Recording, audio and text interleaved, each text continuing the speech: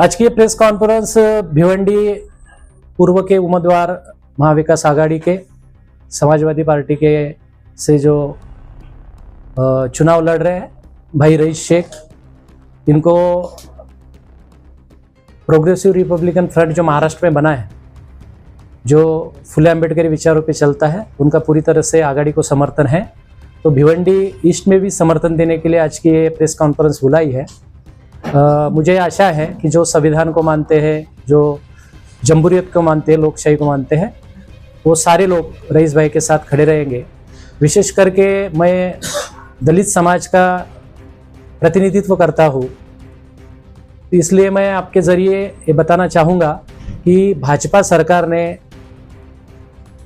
यहाँ के दलितों के साथ और आदिवासियों के साथ उनके विकास में हमेशा बाधा लाने का काम किया है।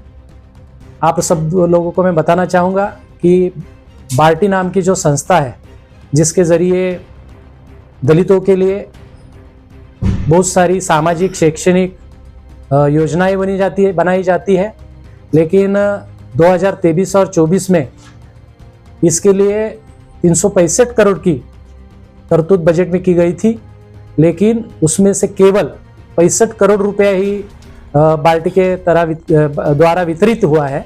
तो इसके लिए बहुत सारे दलित स्टूडेंट एक तो अपनी पढ़ाई छोड़ रहे हैं, पढ़ाई नहीं कर पा रहे, जो पीएचडी करते हैं उनको फेलोशिप देने की प्रावधान इसमें है, उसके लिए भी पैसा नहीं दिया जा रहा है।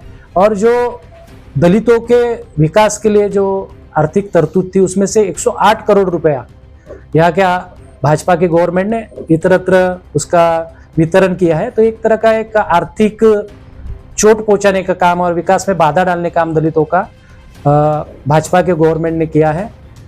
आज हम देखते हैं कि दलित बच्चे जो अच्छी पढ़ाई कर रहे थे, उनको जाति के प्रमाण पत्र जल्द नहीं मिल रहे, इसके लिए भी एजुकेशन नहीं ले पा रहे हैं। बहुत सारे वसति गृह थे, वो बंद पड़े हैं, वहाँ भी कोई फंड की व्यवस्था नहीं है। तो बहुत सारे बच्चे आज एजुकेशन नहीं ले पा रहे, सबसे बड़ा मुद्दा है। आरक्षण में इन्होंने दो समाज को बांटने का काम किया है। यहाँ का जो मातंग समाज है बड़ी तादाद में, और जो यहाँ का महार समाज जो बाद में बौद्ध धर्मीय बन गया है, उसको बांटने का काम किया है। लेकिन मैं भाजपा गवर्नमेंट की इस जो षड्यंत्र है उसको मैं उजागर करना चाहता हूँ कि 2003 में लहूजी उस्ताद, जिन्होंने ब्रिटिशों के साथ बहुत बड़ा संघर्ष किया था और मातंग समाज और दलित समाज के जो आदर्श रहे हैं, उनके नाम पे मातंग समाज की सामाजिक परिस्थिति क्या है, शैक्षणिक परिस्थिति क्या है, वो किस तरह से रहते हैं, उनके लिए क्या क्या योजनाएं बनानी चाहिए, इसके लिए एक आयोग गठित किया गया था, जिसकी रिपोर्ट 2008 में गवर्नमेंट को सौंपी गई थी। अगर भाजपा गवर्नमेंट को बहुत कुछ करना था मातंग समाज के लिए, तो उसकी वो इम्प्लीमेंटेशन कर सकते, उसके बारे में एक योजनाबद्ध कार्यक्रम तय कर सकते थे। लेकिन इसी तरह का कोई काम नहीं किया, बल्कि जो हमेशा भाजपा की दोगला रणनीति रही है कि जाति जाति में बांटा जाए, धर्म धर्म में बांटा जाए, तो अभी दो जाति में संघर्ष लगाने का काम भाजपा गवर्नमेंट कर रही है। लेकिन हमारा जो जैविक नाता है मातंग समाज और बौद्ध समाज का, हम टूटने नहीं देंगे और हमारे विकास के लिए, हमारे एजुकेशन के लिए हम संघर्ष करते रहेंगे। मुझे इस बात की खुशी है कि पिछले 5 सालों में भिवंडी में रईस शेख द्वारा जो विकास के काम हुए हैं, चाहे वो किसी भी जाति धर्म के लोग हो, उनके मुद्दे उन्होंने हमेशा उठाए हैं। चाहे वो जातीय अत्याचार हो, हमने देखा कि संकेत भोसले को जिस शिवसेना के एकनाथ शिंदे गढ़ के जिस शहराध्यक्ष ने उसकी निर्गुण हत्या की थी, उसको भी एक तरह का कॉम्पेंसेशन मिले, उसको जस्टिस मिले, इसके लिए उन्होंने विधानसभा में आवाज उठाने वाले पहले आमदार है। तो वो सारी बातें यहाँ के दलित वर्ग को याद है। मुझे लगता है कि रईस शेख जी ने जो मुस्लिम समाज के लिए उनका सोशल और इको सर्वे होना चाहिए, इसके लिए जो बात उठाई तो उसको कायदे के तहत लाना चाहिए। दूसरी एक बात मैं बताना चाहता हूँ कि जो दलितों के लिए विशेष करके जो फंड का अरेंजमेंट होता है, जो प्रोविजन होती है, तो प्रोविजन में मुझे लगता है कि आगे चल के वो मुद्दा उठाएंगे कि उसके लिए एक सेपरेट एक्ट बनना चाहिए, जैसा तेलंगाना में बना, कर्नाटक में बना, राजस्थान में बना, कि आप दलितों के बजट की जो प्रोविजन करते हो वो किसी और जगह आप उसको खर्चा नहीं कर सकते या ट्रांसफर नहीं कर सकते, इस तरह का कायदा होना चाहिए। तो उसके लिए भी वो आवाज उठाएंगे। तो मुझे लगता है कि सभी जाति धर्म को, सभी भाषाओं को, नेताओं को, कार्यकर्ताओं को, जनता को लेके चलने वाले रईस शेख साहब हैं। और उन्होंने जो अभी तक 5 साल में जो कार्य किए, तो किसी भी तरह की गुंडागर्दी उन्होंने पूरे क्षेत्र में नहीं की है। जो कोई गोडाउन वाला है, जो अपनी जमीन में गोडाउन बनाना चाहता है उनसे हफ्ते भी उन्होंने नहीं लिए। तो एक स्वच्छ चरित्र के और किसी को तकलीफ न देने वाले, केवल विकास का मुद्दा उठाने वाले ऐसे रईस शेख जी को मुझे लगता है कि चुन के देना चाहिए, और मैं यही अपील भिवंडी की जनता से करना चाहता हूँ। आपने बताया कि भारतीय योजना में 300 करोड़ का हुआ था, उसमें भी 65 करोड़ ही खाली 365। फिर बाद में आपने बोला कि जो महिलाओं बच्चियों की जो मशीन है उसको भी बंद कर दिया गया। तो ये किस आधार पे, मतलब कि किस कौन से डेटा से आपने बताया? पार्टी ने खुद सर्वे किया है, भारतीय संस्था ने खुद सर्वे किया इसका, और उसका आपने इस पे जाओगे सोशल मीडिया में तो आपको, नेट पे जाओगे तो आपको सर्वे मिलेगा। देखो ऐसी बात है कि महाविकास आघाड़ी के साथ हम हैं। महाविकास आघाड़ी का टिकट देने का वादा कांग्रेस पार्टी ने विलास पाटिल जी को दिया था। 4-6 महीने से वो निरंतर काम कर रहे थे, हम उनके साथ थे, लेकिन लास्ट दिन में 8:30 बजे तक विलास पाटिल जी का कांग्रेस कैंडिडेट पे नाम था, बाद में हटाया गया। तो ये पूरी तरह से मुझे लगता है कि भाजपा का बहुत बड़ा षड्यंत्र है, भाजपा के आमदार को चुन के लाने का षड्यंत्र है। अभी जो कांग्रेस का कैंडिडेट है, वो कांग्रेस का कैंडिडेट जब यहाँ चुनाव लड़ने आया तो ना तो उसके पास किसी भी तरह का डाटा था, ना भी किसी तरह की उसकी रणनीति थी, केवल कैंडिडेट घोषित किया। इसके अलावा हमारे अच्छे दोस्त है, मैंने उनको कहा था कि आपको डमी कैंडिडेट के तौर पे भेजा जा रहा है ताकि भाजपा जीत सके, तो उनकी कोई तैयारी नहीं थी।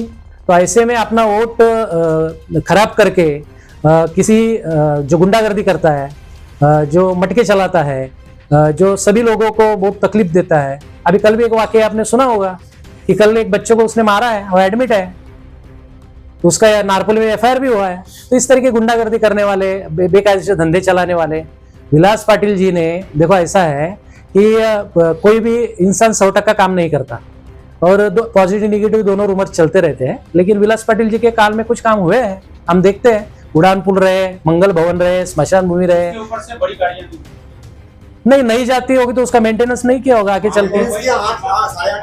देखो ऐसी बात है, मैं सुनो,